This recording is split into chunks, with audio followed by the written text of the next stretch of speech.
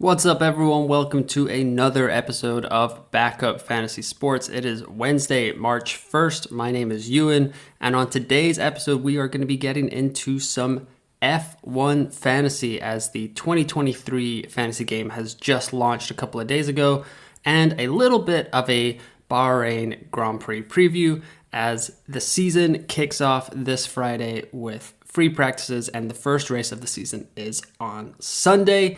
Today, I am going to get into the new rules of the F1 fantasy game, the prices that have been established by Formula One, a little bit of a Bahrain Grand Prix preview, my initial thoughts on where I'm going with the game, my current team, 2023 season predictions, and then I will get out of your hair. A little bit of a bigger episode this week with the game launch. I do want to start off by saying you can follow me on Twitter at @YouInOrYouOut, and you can listen or subscribe to the podcast on Spotify, Apple, Google, Overcast, all those fun spots.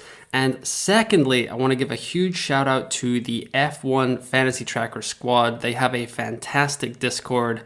I have been on there quite a lot in the last couple of days, learning a ton about the game. They also have a fantastic article up on medium.com. You can just go to Google, type in 2023 F1 Fantasy Guide, and you will get set straight there. That helps me a lot every year. And they just launched an excellent team builder tool on their website. So if you just type in F1 Fantasy Tracker on your search engine, it will pop up there and you will get set straight for the F1 fantasy season.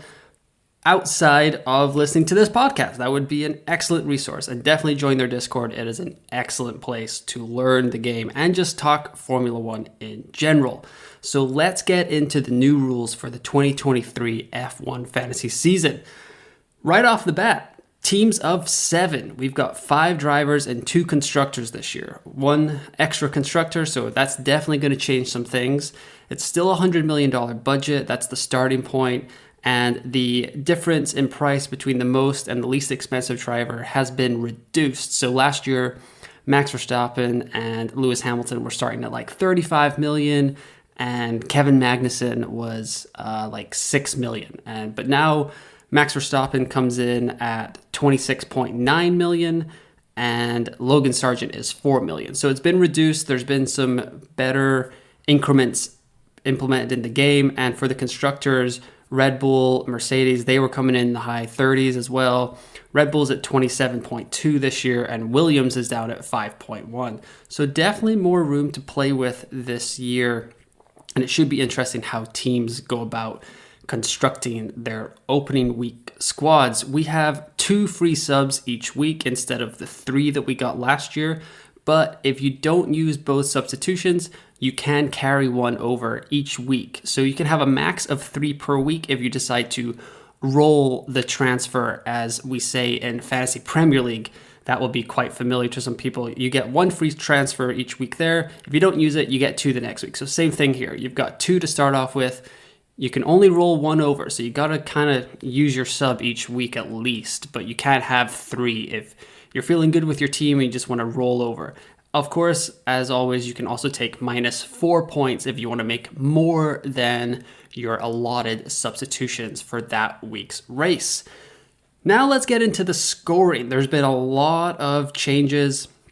Some seem pretty cool to me. Some have disappeared, and that's okay as well. Wish some of it was still there, but right off the bat, we've got points for every overtake. It should be interesting because as I was scouring the internet trying to find some research to say how valuable this is going to be, I saw one source that said Lewis Hamilton led F1 last year with 56 overtakes, and then there's another one that said Fernando Alonso was at 71 overtakes.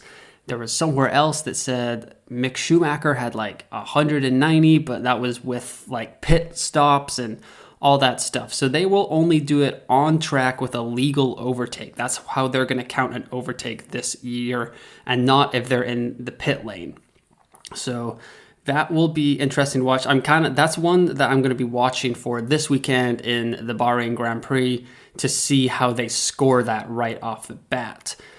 Another thing that's coming along for the constructor is points for the fastest pit stop. So if your constructor has the fastest pit stop, they will get 10 points. If they have the second fastest pit stop, they will have 5 points. And if they have the third fastest pit stop, they will get 3 points.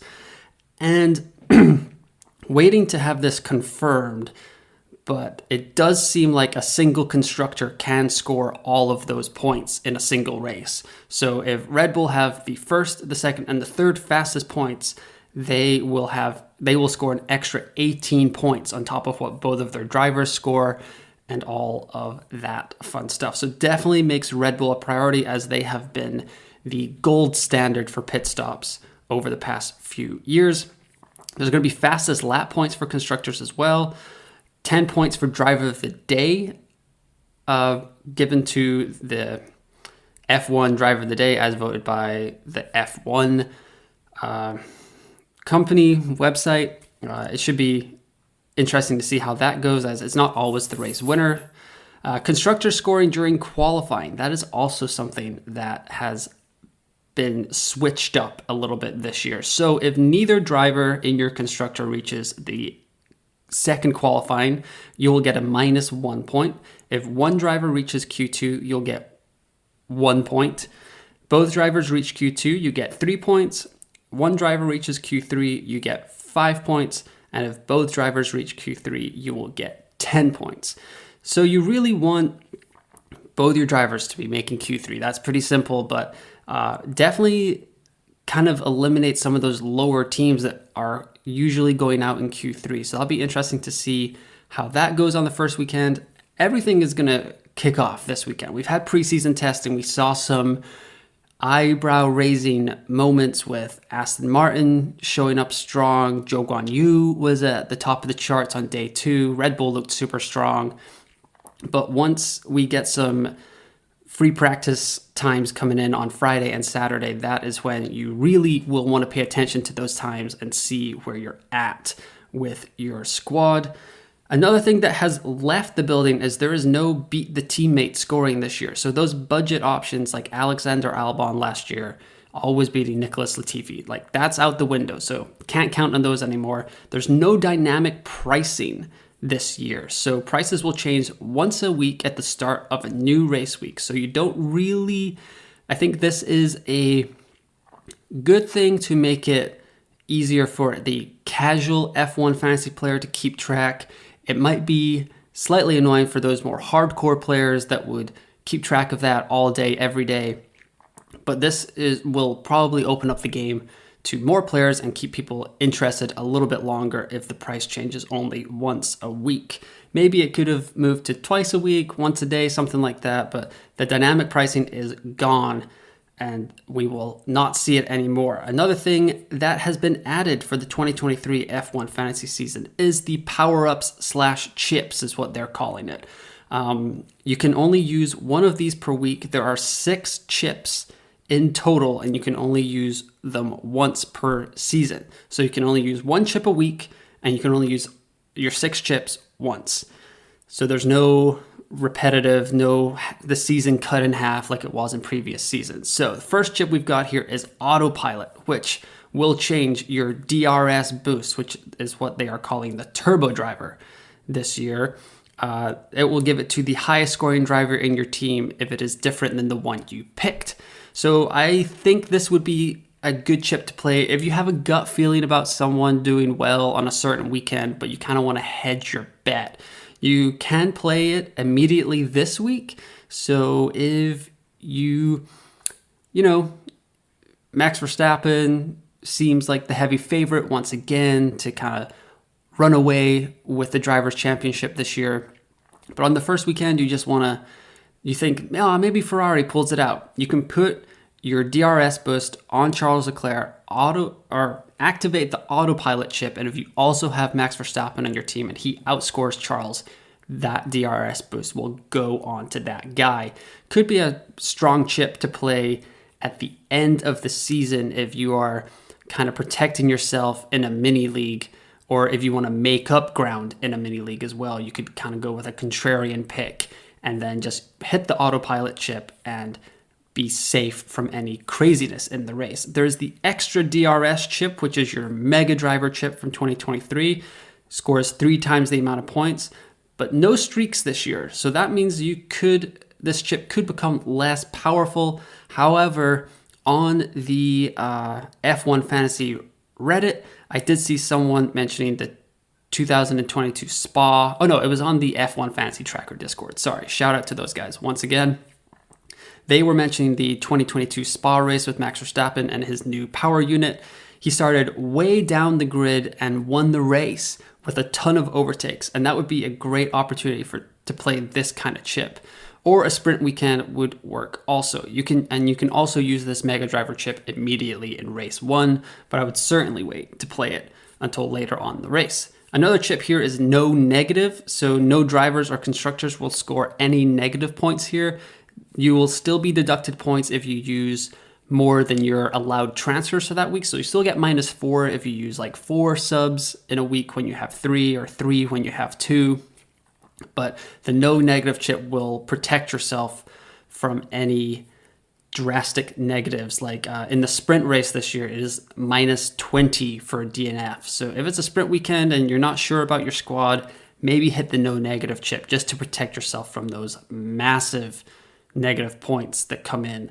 Wildcard chip, once again, is here. It's an unlimited number of changes to your race, staying within the cost cap. This is available after the first race of the year, as we all have free transfers right now up until the first race of the season.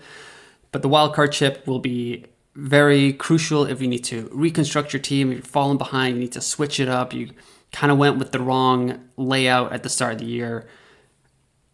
It'll be interesting to see with only one wildcard this year if it's more powerful to play at the beginning of the season, at the end of the season, when we see some more data from these teams. I'm sure there's going to be alternating strategies amongst the game, and see how that goes. The Limitless chip is the 5th of the 6 chips introduced to the game this year, and that means you can change all your players with no cost restrictions for an entire week. Your original team will be restored after that race, but for 1 week only, you can have all of the top 6 drivers, the top 2 constructors, game on, just score out to your heart's content. That could be a great chip for a sprint weekend or the final race of the season where you really need to catch up. Everyone else has already played the Limitless chip and you just want to get all top 6 drivers or the best 6 guys on the grid along with the top 2 constructors. Limitless chip is going to be very powerful. And once again, like with these new rules coming into the F1 fantasy game, it will be interesting to see where we all play these chips and how we hold on to them. And the 6th and final chip is the Final Fix chip, which personally I'm the most interested in here, as it allows players to make one change to their team between qualifying and the race. You will not receive -4 points if you used all your free transfers for that week, and you will only gain points from that driver for the next track session, so the sprint or the actual Grand Prix onwards. So you can't use this after a sprint race. On a sprint race weekend, you can't use it after a sprint and before the Grand Prix. It's after qualifying and before the sprint or the Grand Prix race. Very interesting chip. Will be, I think I've said this for every single chip now. Very interesting to see where the F1 fantasy community kind of pans out on using this chip. Like if Verstappen or some very heavily favorite like has a poor qualifying and someone just wants to swap him out, that will be, it may be slightly overhyped as a chip because you only get the points for that driver for the next track session. You don't get all of their points for the entire weekend. But it's definitely another twist in the F1 fantasy game. So looking forward to seeing how that plays out. The prices have been unveiled for the 2023 F1 fantasy season. Max Verstappen comes out on top here at 26.9, Lewis Hamilton at 23.7, Charles Leclerc at 21.2, George Russell at 18.6, Sergio Perez at 18, even, and Carlos Sainz at 17.2. Everyone else is 12 million and below there. You can find all of these on the F1 Fantasy game. I don't want to go through all 20 drivers, but something to look out for here that will be pointed out by everyone that's covering the F1 Fantasy game is Fernando Alonso at 8.3.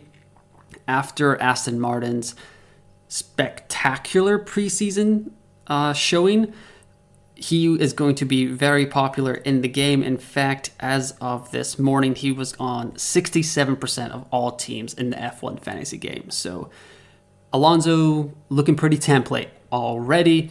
Lando Norris is the most expensive guy outside the top 6 at 11.2. Not really interested in McLaren. I'll get into that a little bit later. But down here in the 5 million range, we've got Zhou Guan Yu at 4.9. Logan Sargent, the American, comes in at 4. He's the least expensive driver. But certainly some interesting options on how to build your team. All top 6 drivers at 17.2 or above, but only less than 10 million separating all of the top 6 drivers. As for the constructors here, we've got Red Bull at 27.2, which I mentioned earlier. Mercedes comes in at 25.1, Ferrari at 22.1, and then everyone else is 10.1 or below. And once again, Aston Martin coming in at a seemingly underpriced 6.7 million. They are currently on 54% of teams as one of their 2 constructors. So the first race of the weekend of the 2023 season. It starts on Friday. It's got 57 laps at the Bahrain Grand Prix with 15 corners. Free practice 1 and 2 are on Friday. FP2 is going to be at the same time as qualifying the next day. So I would definitely pay attention to those times a little bit more than FP1, but there's still something to learn from everything. And then always, as they say in that F1 Fantasy Tracker Discord, is always just wait till FP3. Just check all these times one more time before you lock your teams.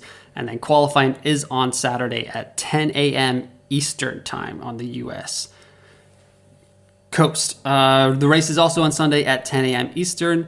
Just looking back at last year's results, now that it's the second season of these new regulations, these can kind of just not go by the book here, but qualifying last year was Charles, Max, Carlos Sainz, Sergio Perez, and Lewis Hamilton as the top 5.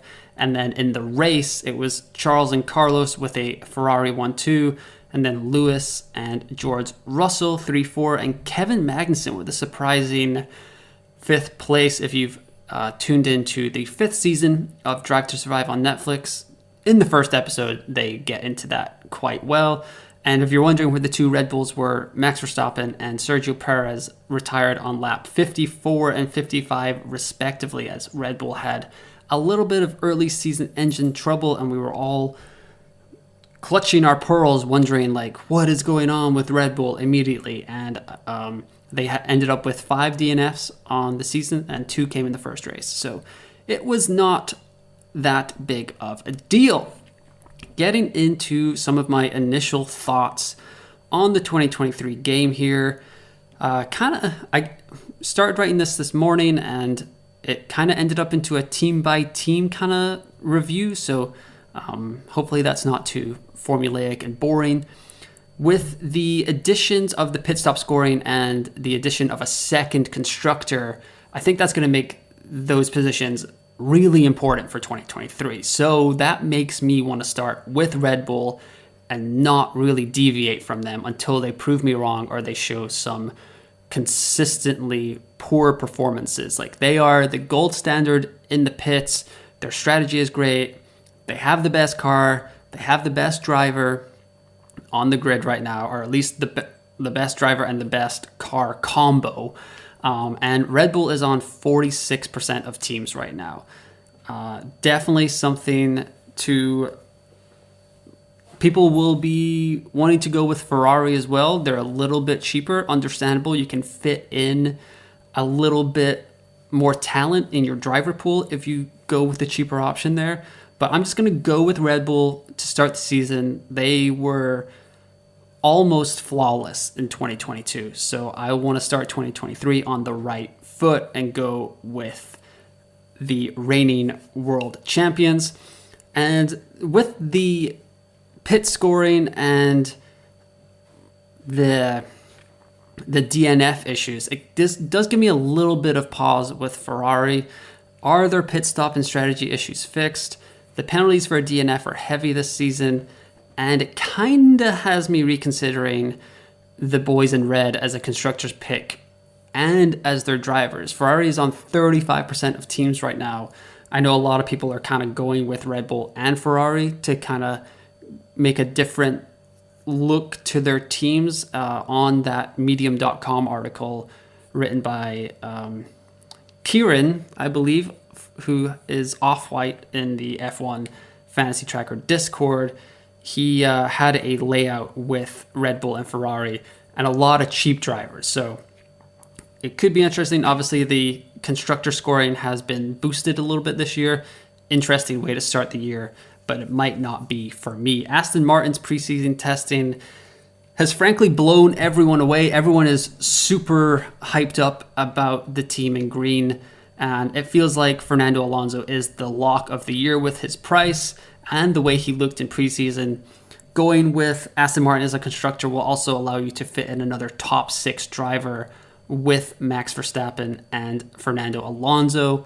Like I said earlier, Alonso is currently on 67% of teams. He is the highest rostered driver among all of the F1 fantasy squads. Aston Martin is on 54% of teams as a constructor. That is the highest amount on any team as well.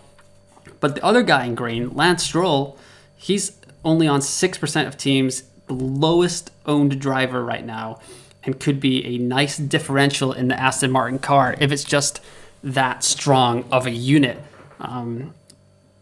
Stroll gets a lot of hate, sometimes deservedly, but he does have some talent. So if he has a teammate like Alonso to kind of push him, learn from, and this car really is that strong. I was watching the Sky Sports preview today with Martin Brundle, and he mentioned that his colleague, Ted Kravitz, has picked Aston Martin to finish third ahead of Mercedes in the constructors' standings.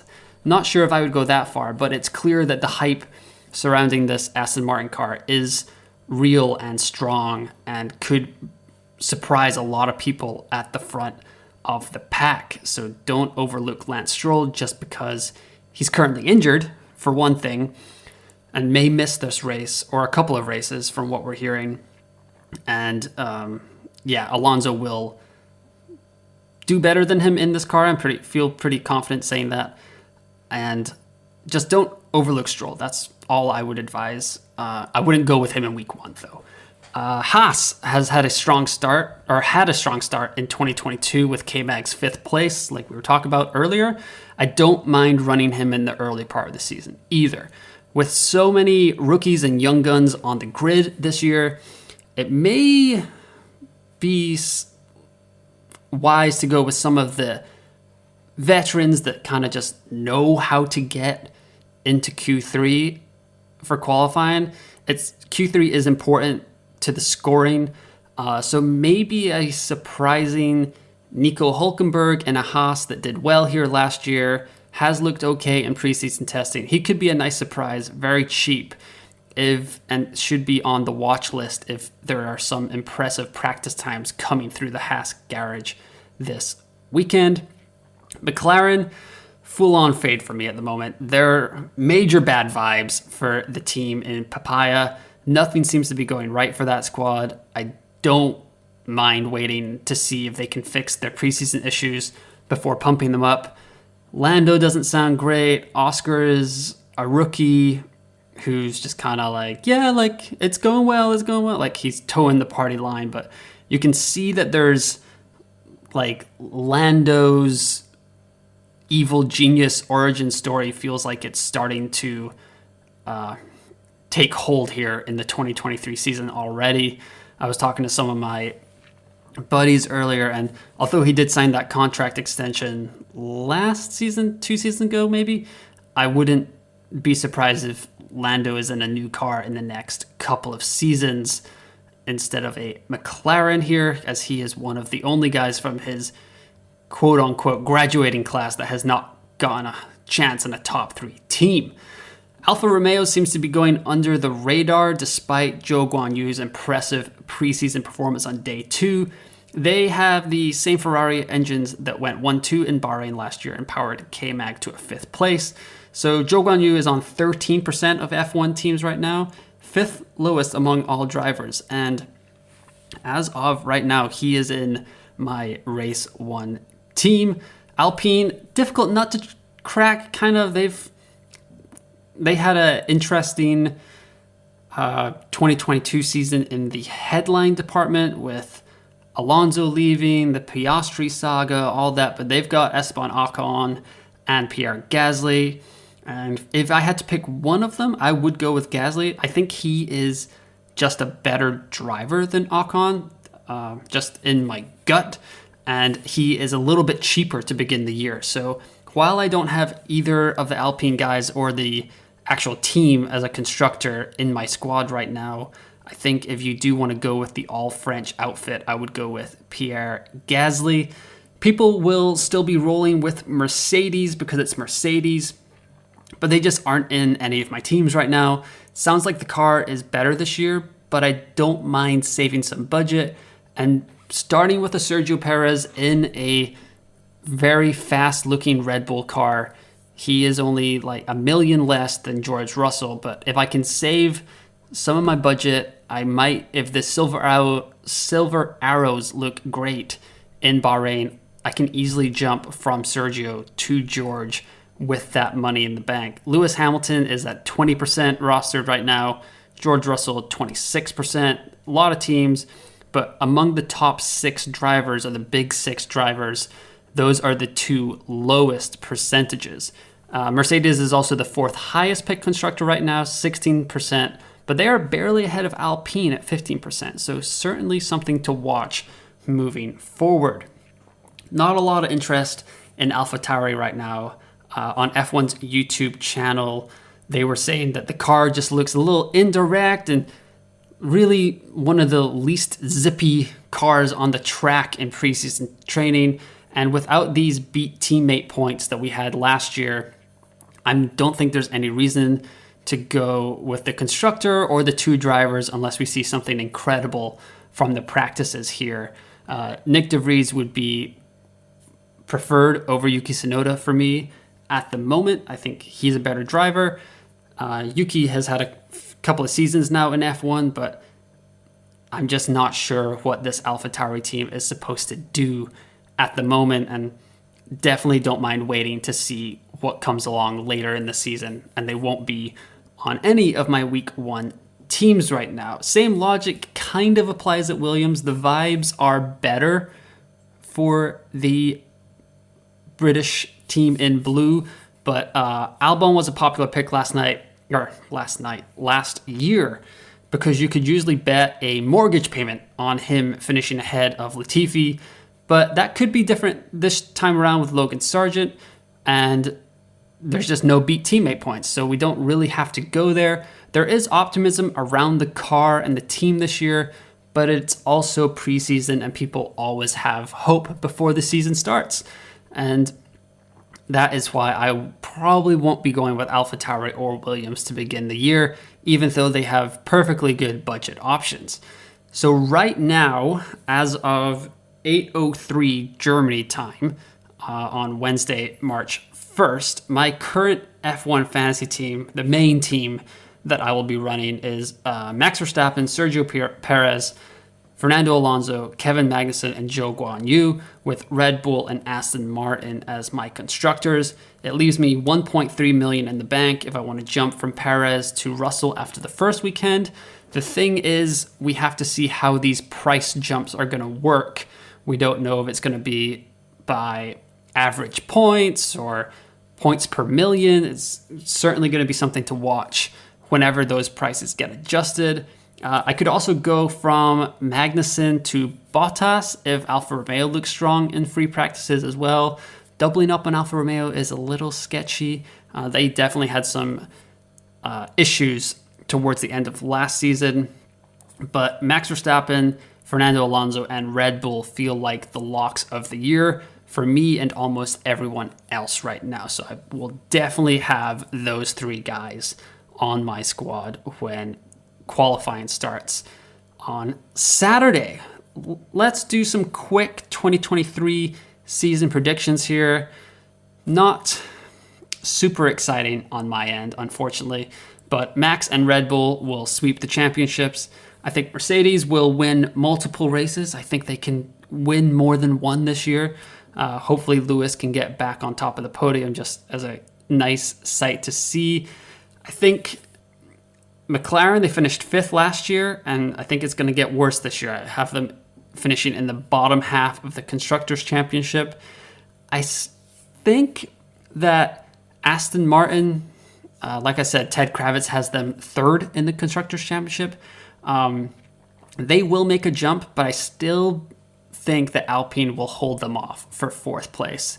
Ocon and Gasly, plus like the infrastructure of Alpine, as they were a top 4 team last year. I think Aston Martin will push them hard, but Aston Martin finishes 5th for me. I've got AlphaTauri all the way at the bottom of the Constructors' Championship. And as for the standings, I have Max, Charles, Sergio, just like last year, and Red Bull, Mercedes, Ferrari as the constructors. And that will do it for the first episode of the 2023 F1 fantasy season. You can follow me on Twitter at UN or You Out. That's EUAN or You Out. You can like and subscribe to the podcast on all of your favorite podcasting platforms. I appreciate you guys listening. I hope you enjoy the first weekend of the F1 2023 season. And I will probably be back next week with a super early Grand Prix preview, as I will be on vacation the week before the second race of the F1 2023 season. But once again, thanks for listening, and I will talk to you next time.